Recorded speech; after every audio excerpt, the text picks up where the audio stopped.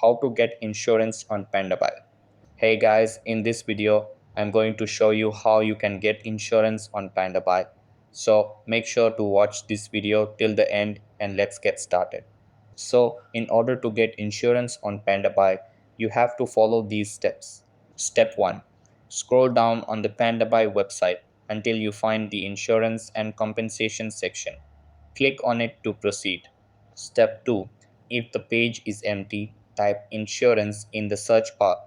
This will show you the insurance purchase instructions. Step 3.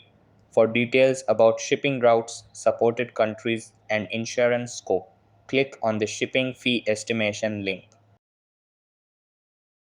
Step 4. Log into your Pandabuy account to access the estimation tool.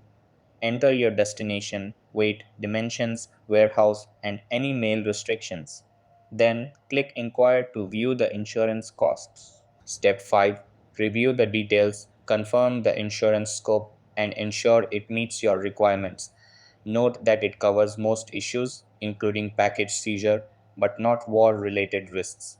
So that's how you can get insurance on Pandabuy. That's all for this video.